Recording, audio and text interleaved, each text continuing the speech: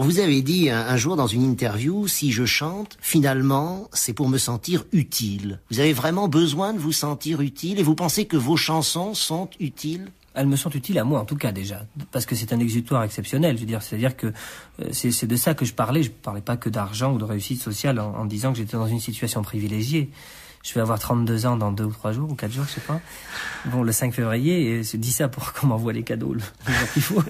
Bon, et je sais que j'ai une situation privilégiée. Il y a rien à faire. La preuve, je suis encore là, je peux encore parler, je peux encore dire des choses. Et la plus grande chance que j'ai, c'est d'être conscient que tout ça m'arrive. Et le fait d'en être conscient fait qu'effectivement, quand je peux m'exprimer, je prends les risques que j'ai à prendre et qui me laissent relativement indifférent d'ailleurs. Et je dis ce que j'ai à dire sur le ton que je veux, des fois sur le ton que je peux, parce que des fois ma colère est plus forte, la colère est plus forte que moi. Bon, mais je regrette pas après. Je suis embêté de certaines choses, de certaines situations que j'ai créées parce que j'ai un caractère primaire, que je me suis laissé emporter. Mon engagement, il est comme ça, c'est-à-dire il est naturel et forcément. Je crois qu'il est plus dérangeant que tous les autres. C'est-à-dire que le chanteur engagé communiste ne dérange que les gens de droite. Et le chanteur engagé de droite ne dérange que les gens de gauche. Moi, je dérange un peu tout le monde. Alors, les gentils disent, finalement, c'est parce qu'il est sincère et puis qu'il essaye de s'y retrouver au milieu du monde tel qu'il est. Et puis d'autres disent, il est récupérable. Donc c'est un voyou. Et puis voilà. J'écris mes trucs, mes mots, et puis après, chacun les interprète comme il veut. Vous savez, une chanson comme Le Chanteur, pour moi, c'est une chanson rigolote. La première chanson qui a marché vraiment, c'était en 78, je crois. Fin 78. Bon, c'est une chanson pour moi qui était une chanson drôle, complètement au 2e degré. Et il y a plein de gens qui ont comparé cette chanson. Je me voyais déjà en haut de l'affiche de Charles Aznavour, qui était vraiment une chanson au 1er degré, une chanson ambitieuse. Alors que moi, j'ai partout dans la rue, je veux qu'on parle de moi, que les filles soient nues, qu'elles s'arrachent ma veste, etc. Bon, je veux dire, c'est des bêtises, tout ça. Je veux dire, bon. Bon, il y a des gens qui ont fait, oh, c'est vraiment formidable. Je suis très content, mais ça veut dire que si j'essaye de faire passer quelque chose, je suis sûr que je vais me tromper pour un nombre incroyable de gens. Il y a des choses qui vont pas les unes sans les autres. Et être chanteur et pas être mégalomane, c'est un truc pour moi qui n'existe pas. Alors maintenant, il y a un pourcentage plus ou moins fort de mégalomanie dans un artiste. Je crois que je dois en avoir au moins un petit pourcentage. Donc il est bien évident que si je fais une chanson et que je dis que je définis une chose, si je croise des gens dans la rue qui me tapent dans le dos et qui me disent là vous avez quand même vraiment raison. Je veux dire, c'est pas que dans les chansons, c'est maintenant. C'est à la télé, c'est partout. Ça fait plus de bien que de mal, quoi. Il faut quand même admettre ce qui est. Mais enfin, de là à en faire une politique de vie, non. C'est là que s'arrête la dose de mégalomanie pour certains et que c'est là qu'elle commence pour d'autres, d'ailleurs. Bon. Alors, porte-parole ou pas, ça me fait plaisir si des gens pensent pareil, parce que c'est vrai qu'il y a quelque part le sentiment sincèrement généreux d'avoir dit quelque chose pour quelqu'un qui pouvait pas le dire. Quand j'ai fait Mon fils, ma bataille, pour moi c'était une chanson engagée, par exemple. Alors les rock'n'rollers disent ouais, c'est de la variété, bon.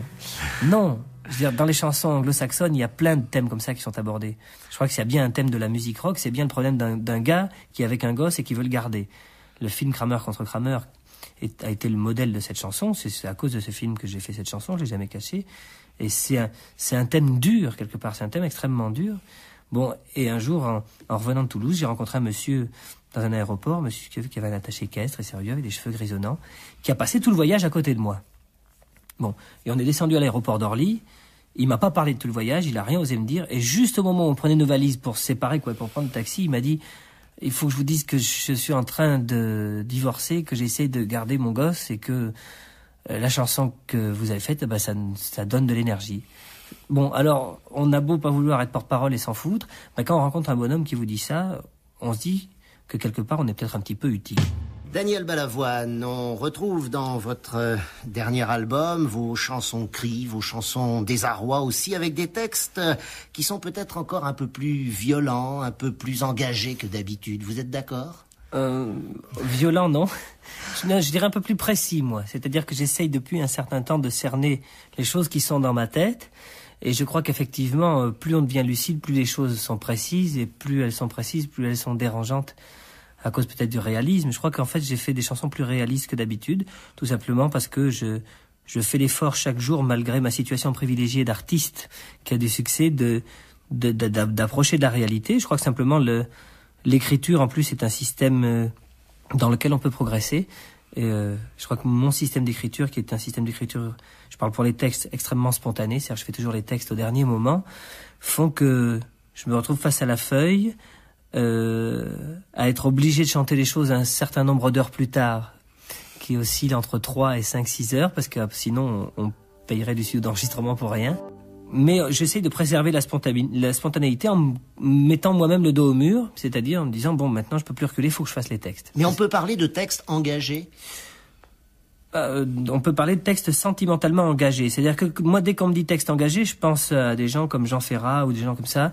Bon, alors si c'est ça les textes engagés, non. Parce que je refuserais et je me battrais contre une étiquette qui pourrait m'être collée disant que je fais des textes engagés pour une idée.